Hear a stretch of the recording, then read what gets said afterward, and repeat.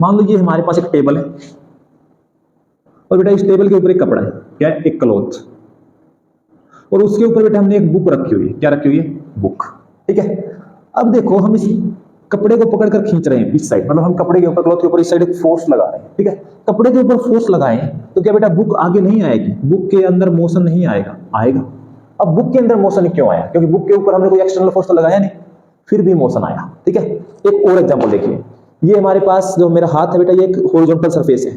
ठीक है, ये सरफेस स्मूथ भी हो सकता है, रफ भी हो सकता है, हमारी कंडीशन के अकॉर्डिंग हम दोनों को डिस्कस करेंगे। उसके ऊपर बेटा हमने एक ब्लॉक रख दिया, ये हमारे पास क्या है, ब्लॉक 1 रिमोट। उसके ऊपर बेटा हमने एक और ब्लॉक रख दिया, ब्लॉक 2।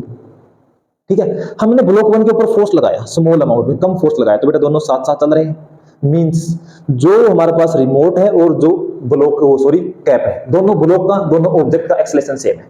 अगर मैं ये फोर्स बेटा ज्यादा लगा देता, जैसे इस केस में क्या लगा दिया मैंने, फोर्स ज्यादा फोर्स लगाया, उस केस में आपने क्या देखा, क्या दोनों साथ साथ चल रहे हैं या फिर एक दूसरे के ऊपर स्लाइड करना स्टार्ट कर दिया, स्लाइड करना स्टार्ट कर दिया।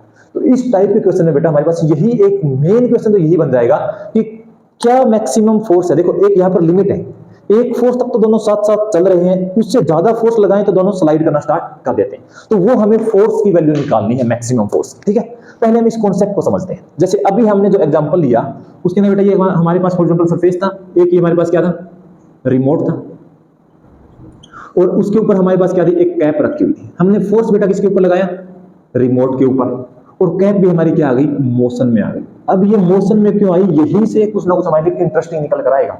अब समझो ध्यान से, देखो ये सरफेस हमें लग रहा है स्मूथ, लेकिन रियलिटी में कोई सरफेस बिल्कुल स्मूथ नहीं है। ठीक है, वो कुछ इस टाइप का होता है, कुछ इस टाइप का होता है।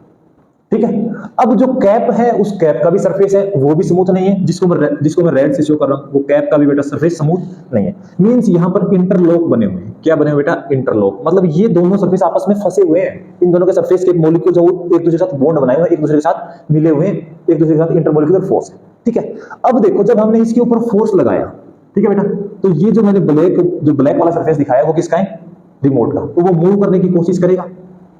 अब जो कैप वाला सरफेस है वो मूव करने की कोशिश नहीं करेगा, क्योंकि उसके ऊपर कोई फोर्स लगा ही नहीं। लेकिन ये वाला जो सरफेस है, ये इसके साथ इंटरलॉक बनाए हुए हैं, तो उसको भी साथ लेकर चला जाएगा। तो बेटा अगर ये सरफेस ज्यादा रफ है तो ज्यादा लेके जाएगा, अगर ये सरफेस है रफ है नहीं तो इसको लेकर नहीं जाएगा। तो बेटा कब लेकर गया, कौन लेकर गया, कौन लेकर गया, फ्रिक्शन। जो यहां पर फ्रिक्शन प्रेजेंट है वो इसको अपनी डायरेक्शन में मूव कराने की कोशिश कर रहा है। दोबारा देखिए, मैं कंक्लूड करता हूं। जब हमने रिमोट के ऊपर फोर्स लगाया तो जो ये ब्लैक वाला है सरफेस, ये किसका है, रिमोट का, ये मूव करना चाहा, लेकिन जो मैंने रेड बनाया है वो इसके अंदर फंसा हुआ है, तो वो भी इसके अंदर साथ ही चल दिया। ठीक है, तो किसने चलाया, रफनेस ने। रफनेस मींस उसके ऊपर फ्रिक्शन काम कर गया। ठीक है, अब एक बात बताओ मुझे, अगर मैं ये फोर्स कम लगाऊं तो ये इसको अपने साथ लेकर चल रहा है, मतलब जो फ्रिक्शन है।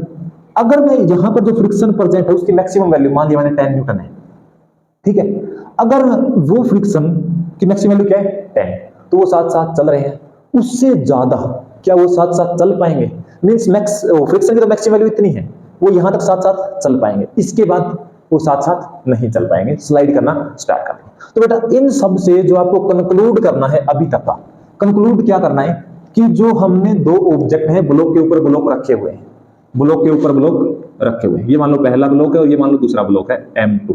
हमने बेटा फोर्स किसके ऊपर लगाया, M1 के ऊपर।